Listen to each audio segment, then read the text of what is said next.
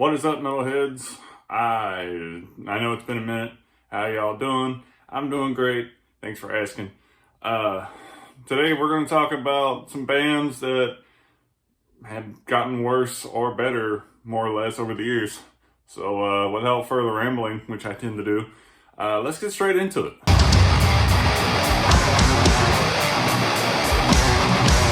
Alright, coming in first, we have Slipknot, debuting in 1999, if I'm not mistaken, with their first self-titled album, which was, at the time, a nu metal, like extreme nu metal, I guess. Not a lot of people had been used to that. A lot of nu metal consisted of like groups like Korn and Disturbed. And so when Disturbed emerged on the scene, to say the least, they caused a lot of controversy with just how shocking and outrageous as some of their acts were. So over the years, though, they have kind of softened up their sound. They are not, I wouldn't say they're so much more extreme as they are now. Like back in the 90s, late 90s, early 2000s, they were essentially flipping off of like the stage, fighting each other. I think at one point one of them was set on fire. I don't know.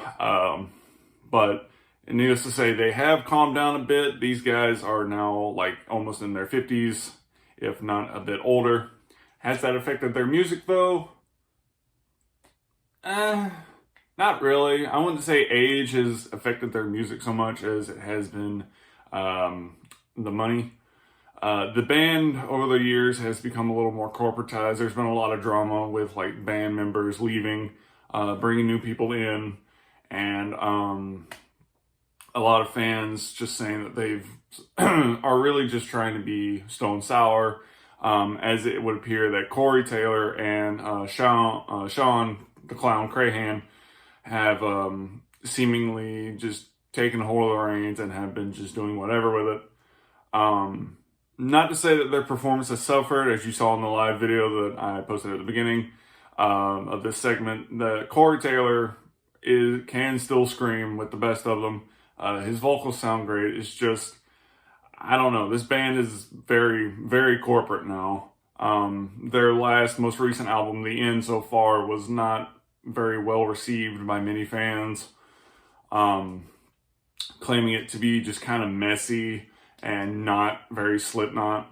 And this is coming off the back of We Are Not Your Kind, which I personally loved. It was a very good album, kind of unique in what they did. But this recent album just felt very, very pushed out.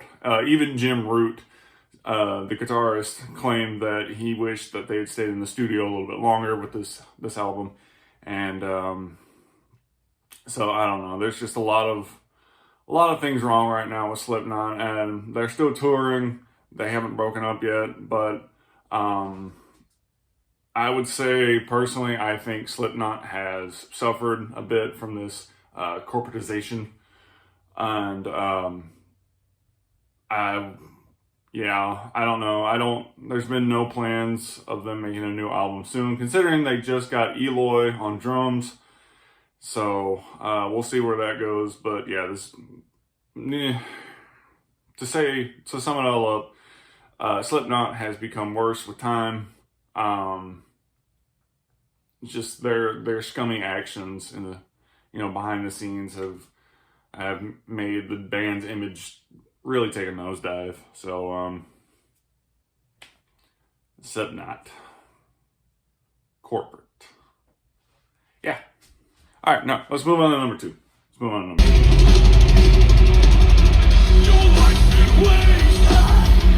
All right, coming in next, we have Five Finger Death Punch, the Hard Rock Titans. And, well, when these guys emerged on the scene in 2007 with their Way of the Fist album,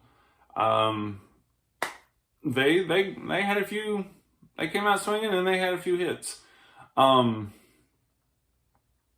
And then, depending on your view of how this band is, they either fell off right after that, or it was like right after their third or fourth album that they started to become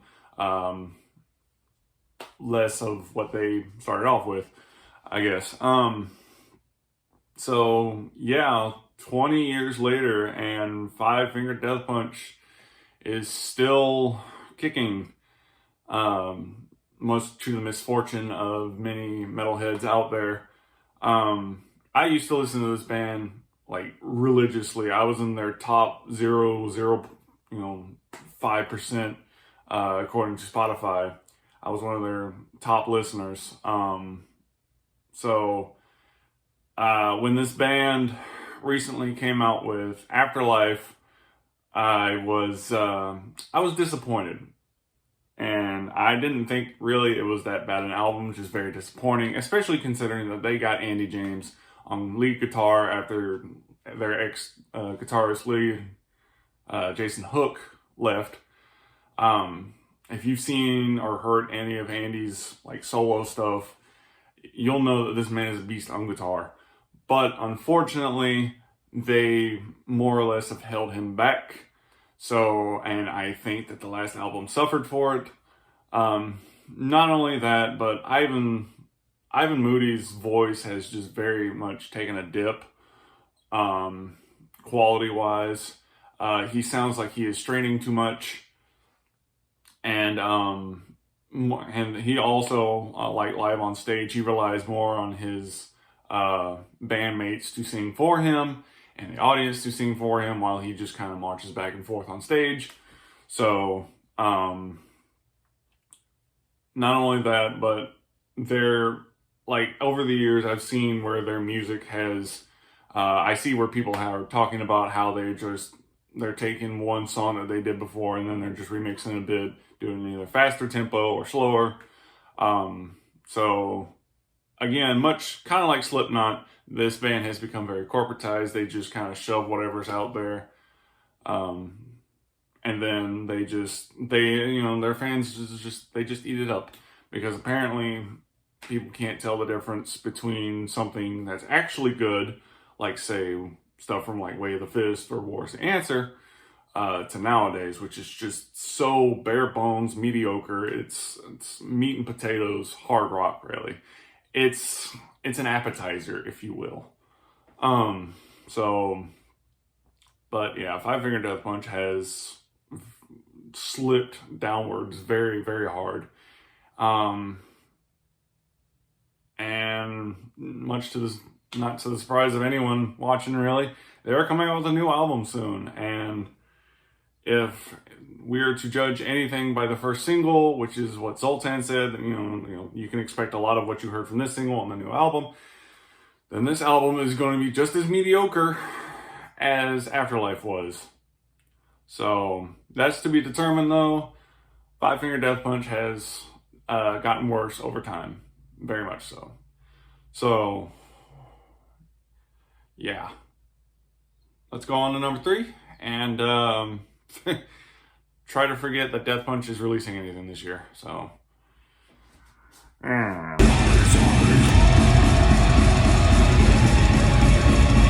Alright, number 3, we have Lorna Shore, a blackened deathcore outfit.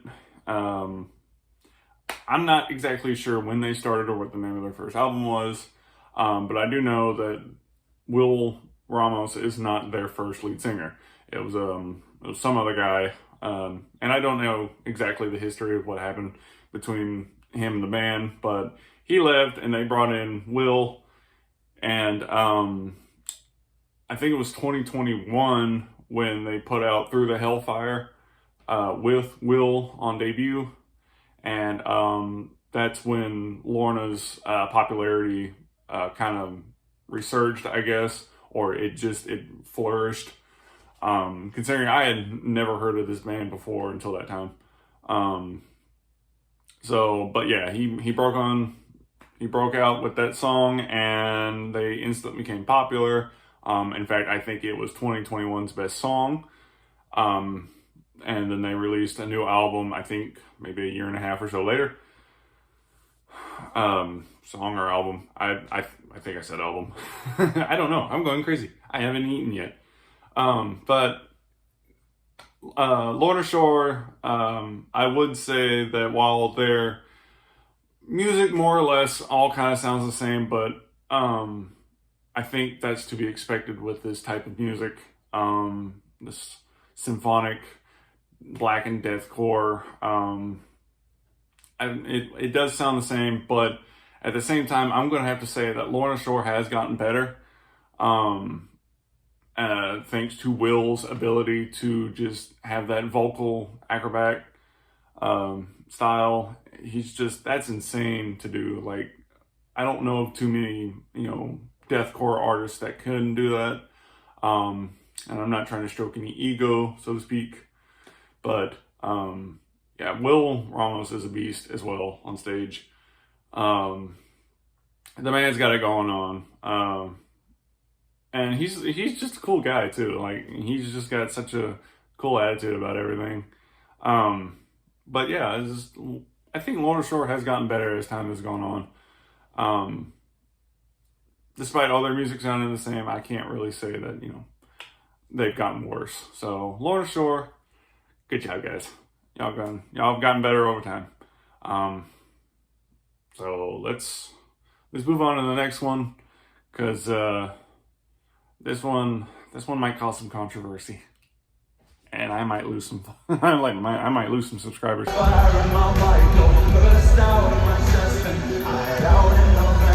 Okay, so bear with me here. I know a lot of you don't think of this band as metal.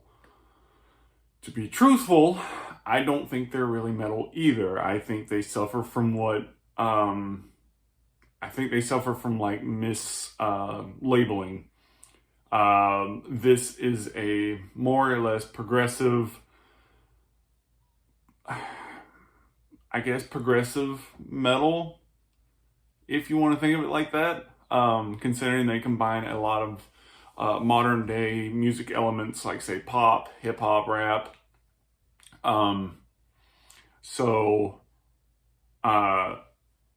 Undoubtedly they do have some metal elements in their music. As short as it is and as simple as it is still, I would still consider it metal. In fact, if anything, the band does like black gaze style of metal. And so yeah, this band is progressive metal.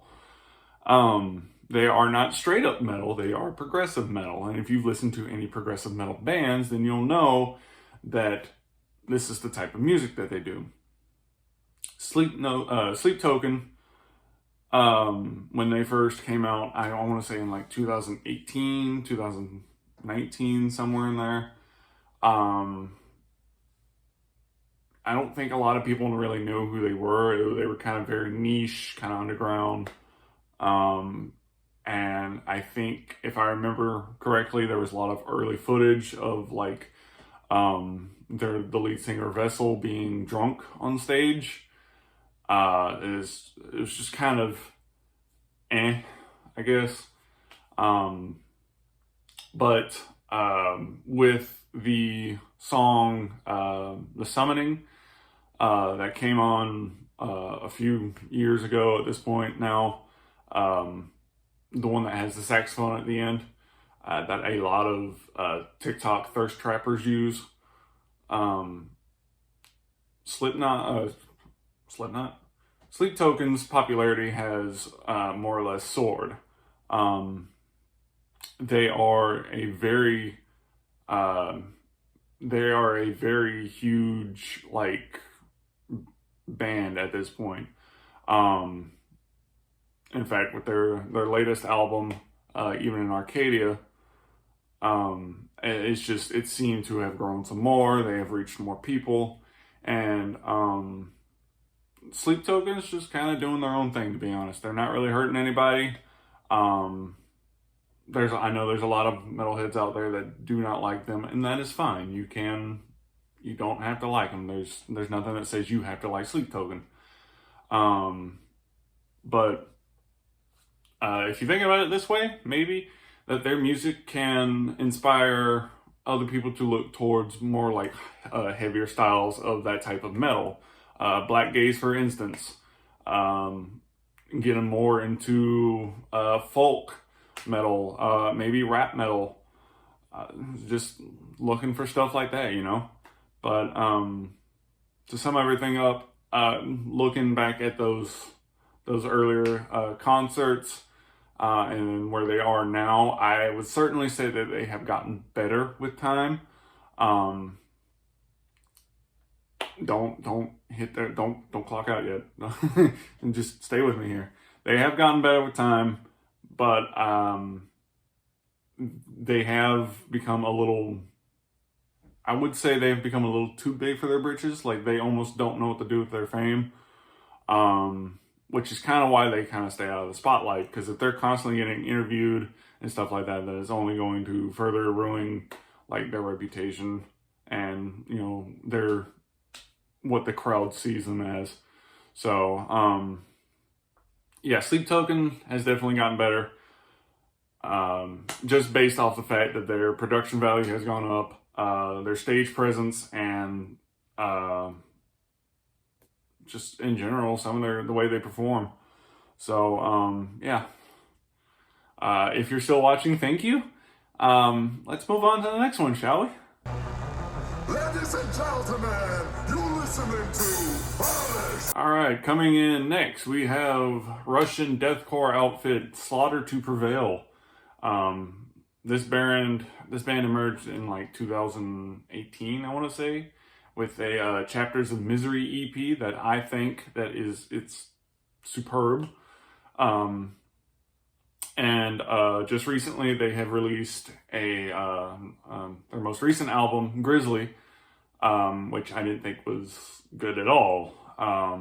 In fact, if anything, that ought to tell you what I'm going to say about this band.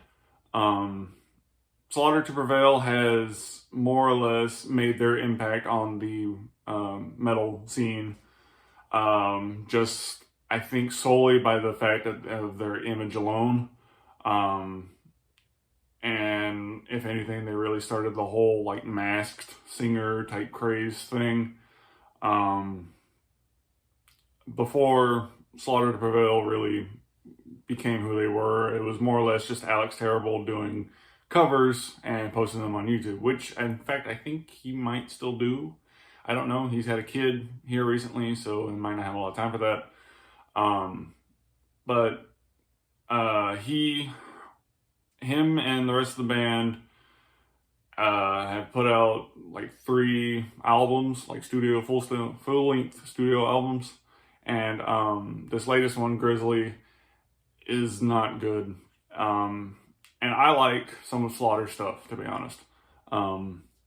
But this Grizzly album was not good at all. In fact, if anything, it was more or less, if it was like the personification, or sonification, I should say, of let me show you how strong I am. In fact, if anything, really the only songs that I did like on there were the singles that were leading up to it, minus Behelit. But the rest of the album is not good. I don't like this whole like new death metal, or deathcore, I should say. It's just not good. Alex Terrible and the band still sound good, like they can perform well. Alex still does have like that intense animalistic growls that he is known for. But just like musically, they have taken a decline. And I kind of wish we can go back to like the days of, say, Chapters of Misery or Misery Sermon. Hell, I would take Castellum, to be honest. I did love Castellum, but I'm not digging this new metalcore or new metal deathcore thing that they're doing right now. So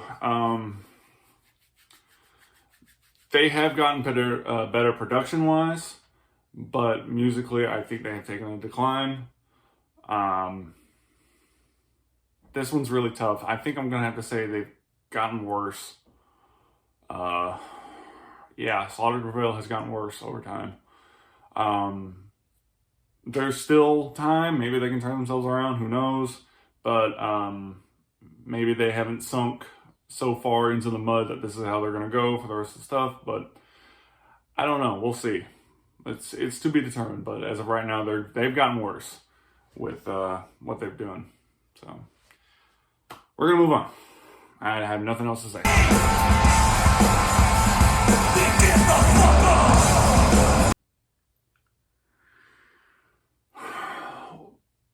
What are we even doing here? How did this band be how is this band one of the most popular bands of the 2000s? I don't get it. Limp Bizkit. Yeah.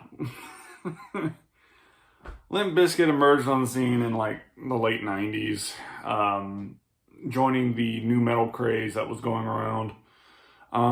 In fact, they apparently were so good, they became the biggest new metal band. They were the most popular. They were not one of the most popular. They were the most popular metal band.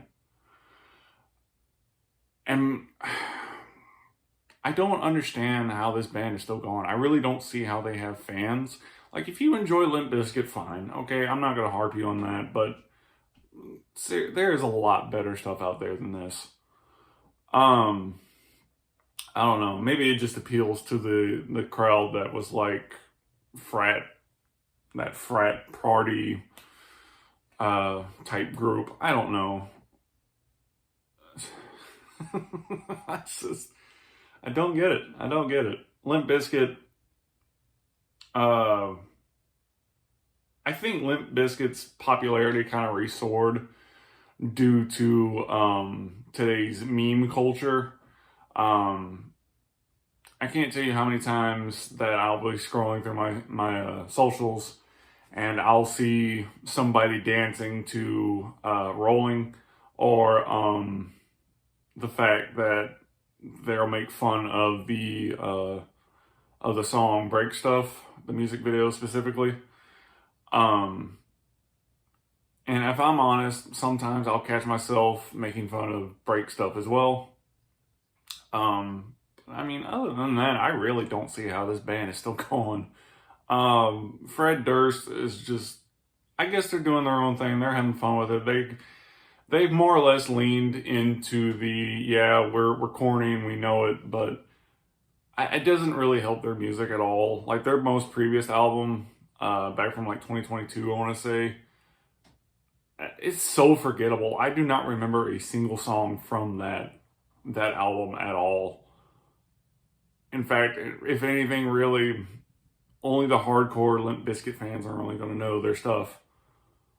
But just to the casual listener, they're only going to know like Rollin' and Break Stuff. That's it. There's nothing more to this band other than those two songs. And thanks to, like I said, meme culture of today, unfortunately, that's all people are going to know them as. And whether that gets them into Limp Bizkit or not, well, then that's on them. But yeah, Limp Bizkit, to sum everything up, has gotten worse with time. Even though they're leaning into the whole corny thing, like I said, they're still suffering from it. I don't remember a single song from the last album, even though I did listen to it. I thought it was still bad. It still stank of a dirty, rotten biscuit. And that's all I gotta say, because I don't know much more about this band. And I've got a headache now, so we're gonna move on.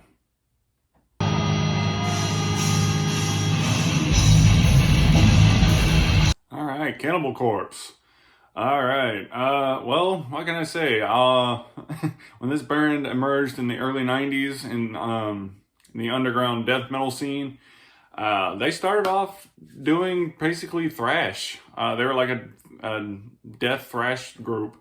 Songs are very, very thrash-like. But as time has gone They became more slower, and they became more down-tuned, and they've gotten heavier. And thanks to Chris Barnes's lyrics, they have kind of cemented themselves as the death metal legends. Much to the dismay of many Chris Barnes bootlickers. He was kicked out, and he went and formed 6 Feet Under, which, thank God, Chris Barnes is not in Cannibal Corpse anymore, because I cannot imagine what might have happened to this band if Chris Barnes had stayed on. So count your lucky stars. But Cannibal Corpse has been going on well over, I want to say 30, 40 years at this point. And most, I would argue that their music is pretty consistent. There's not a whole lot of deviation from, every album.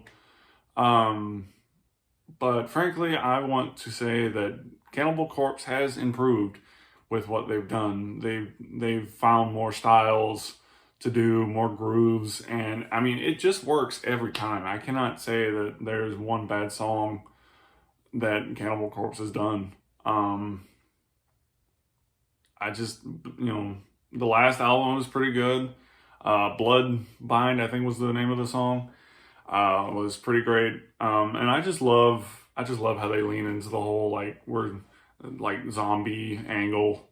And it's just, they're not so much trying to shock as they are just having fun with what they're doing anymore. So this is really great to see. George Fisher is just such a great guy. I don't know, man. If I could shake his hand, I would. And I don't know. It's just Cannibal Corpse. Cannibal Corpse is one of those bands I don't think anybody can really hate. Even if you don't listen to Cannibal Corpse, you know who they are. I got my first exposure to Cannibal Corpse thanks to Ace Ventura, Pet Detective. Of course, that was when Chris Barnes was still in the band. But still, though, just that movie introducing such a young me to death metal at such an early time, when I didn't know who the band was or what the type of music was. I just, not to say I didn't think the band was weird or that the music was a little too rough for my liking, but hey, Cannibal Corpse is going to Cannibal Corpse. There we go. Is what I was trying to say. But yeah, I would say that Cannibal Corpse has improved with time. So in fact, I really love their 2020 album, Violence Unimagined, I think it is. But or maybe that was the previous one. I don't know. Either way, I like the one where it has that woman with the wide gaping jaw. She kind of looks like a monster. So, but yeah. Before I start to ramble, we're gonna move on to the next one, and yeah, we'll move on.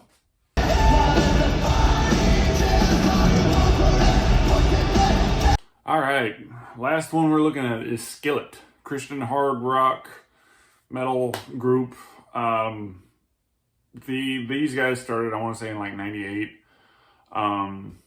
But as time went on, they went to release, I guess what was essentially their new metal album, Alien Youth. And then they went on to create a what many consider to be their greatest trilogy of albums. That would be Collide, Comatose, and then Alive. And then Rise came out, which I enjoyed very much, still do to this day. And then they released their Stadium Anthem era, which started back in 2016 with Skillet's Unleashed.